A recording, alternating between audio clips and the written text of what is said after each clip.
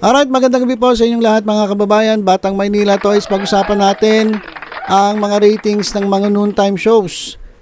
Ang titingnan nating ratings ay base sa Nielsen Philippines, hindi po sa Kantar. Kasi hindi naman tinitingnan ng mga advertisers yung Kantar.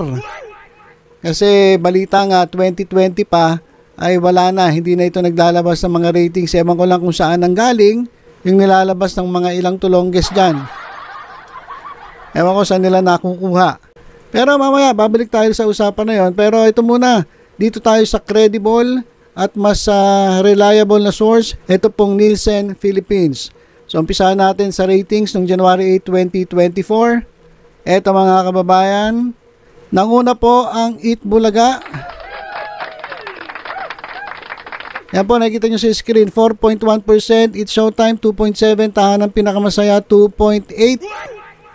Yan po yung January 8, 2024. At noong January 9 naman, ang nakuha ng Eat Bulaga ay 4.4%.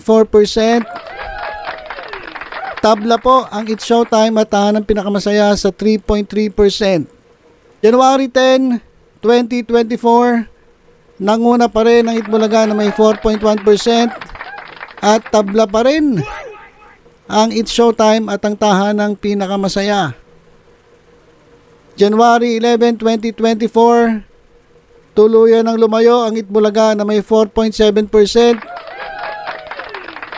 Lumayo na rin ang Eat Showtime sa Tahanang Pinakamasaya. Nakakuha po sila ng 3.0%. At ito namang Kulelat ay mayroong 2.7%. So ayan po yung ratings nung January 8 to 11. At ito ngayon, tingnan natin itong ratings nung January 12. Yan mga kababayan, January 12, wagi pa rin ang Eat Bulaga ng TVJ dyan sa TV5 na mayroong 4.5%. Pangalawa, itong Eat Showtime na may 3.4%. At Kulelat, lagi na lang Kulelat, itong Tahanang Pinakamasaya na may 3.2%. Yan po yung January 12. At nung araw nung Sabado mga kababayan, ito, January 13, 2024. Nako, congratulations sa Eat Showtime.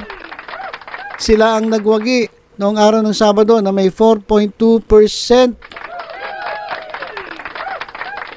At meron namang 4.1% itong Eat Bulaga. So, lamang lang sila ng 0.1%. Itong Showtime, lumamang ng 0.1%. Para makuha ang number 1 position noong Sabado, January 13, 2024. At itong Tahanang Pinakamasaya, nako, tinambakan nila ng mahigit 1% na mayroong 3.1%. Ito yung nagpupumilit na number 1 sila.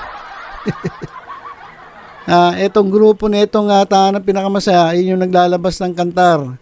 Dahil gusto nilang ipakita sa tao na sila ang number 1. Ewan ko kung may naniniwala pa sa kanila.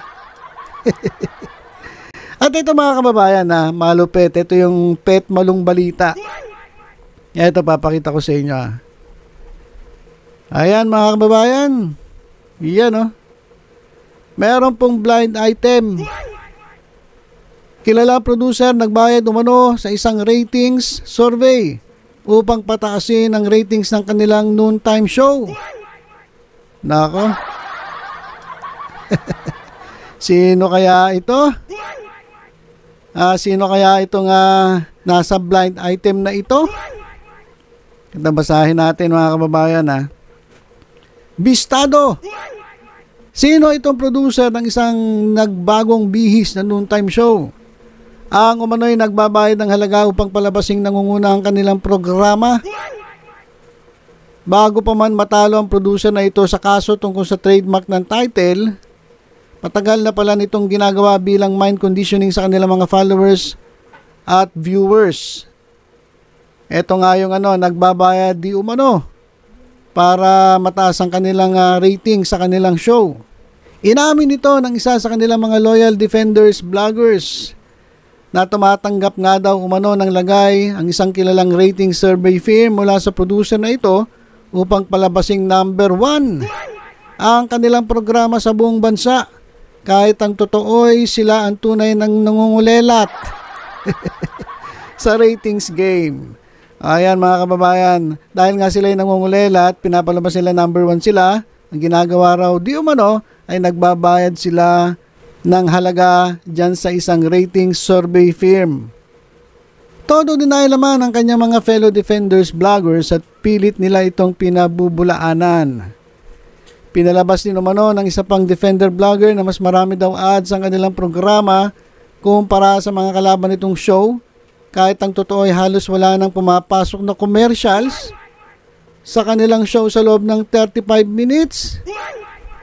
Pero mo yan, pinagkakalat nila na ang dami nilang ads, merong nagbantay dun sa kanilang show na 35 minutes na silang umi-ere, wala pang advertisement.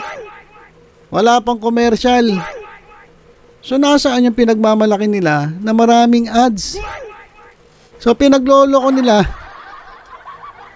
Maging etong kanilang mga followers, pinagloloko nila. At mga kababayan yung clue. Meron pa talagang clue Parang ang hirap-hirap hulaan niya na meron pang clue O clue number 1, may kinalaman ng producer sa pandikit. May kinalaman ng producer sa pandikit. May unang clue, pandikit daw, pandikit. Pwede ring ihambing sa lumang kaset. Ano ba yung mga lumang kaset? Kasi ngayon, mga USB na pero dati CD, di ba? CD, DVD. So, ito raw pwedeng ihambing sa lumang kaset. Ang hirap pa. Parang hirap na mahulaan na ito. Ang mga nakaupo rin dito ang puno at dulo ng kaguluhan sa loob ng kumpanya last year. Ayan, ang hirap naman na ito. Kapatid Baz, medyo dagdagan mo pa yung clue. Ang hirap Number 2, clue number 2, kilalang kilala at kontrobersyal ang ratings film na ito dahil sa connection nila sa isang dating Giant Network. Nako, idinidikit pala ito sa dating Giant Network. Ano ibig sabihin ng dating Giant Network? So, ibig sabihin, wala na tong network na to. Kasi pag sinabing dati, past tense na Ibig sabihin, wala na itong Giant Network na to. Kaya nga, at minsan na silang nagsara nung nawala ng prangkisa ang network na ito. Ano kayang network to? Ang hirap naman. Ngunit muli itong nag-reopen. Hindi umano kilala ang key people sa likod ng kumpanyang ito, kahit i-search mo pa sa Wikipedia. Yun na. Ayan, hashtag blind item, kapatid Baz. Bigyan natin ng isang masigabong palakpakan. Etong kapatid Baz, dahil po dito sa kanilang blind item. Sino kaya itets?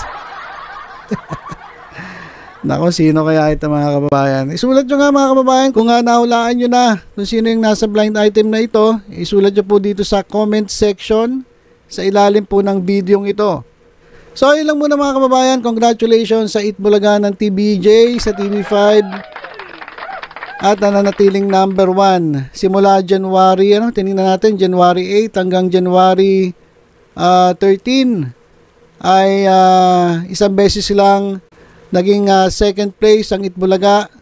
Naungusan siya ng It's Showtime ng isang beses at lumamang ito ng 0.1%. Pero the rest, yung ilang araw from January 8 to 13 ay panalo po ang Itbulaga. At etong tahanang pinakamasaya, wala. Wala sila pagdating sa sa Nielsen. Dito sa Nielsen Nutam TV ratings na mas nagiging batayan ng mga advertisers para sumugal doon sa isang produkto. Yung Kantar na sinasabi nila na number 1 sila, hindi naman yan pinapansin Kahit pa number 1 ka palagi dyan kahit 100% pa ratings mo dyan Hindi naman pinapaniwalaan ng advertisers yan Paano paniniwalaan? Hindi nga reliable. 'Di ba? At yung kanilang inilalabas, ewan ko kung saan nanggaling. So alam mga kababayan, tutok-tutok lang sa Batang Maynila Toys sa iba pang updates. Ingat po tayong lahat. God bless.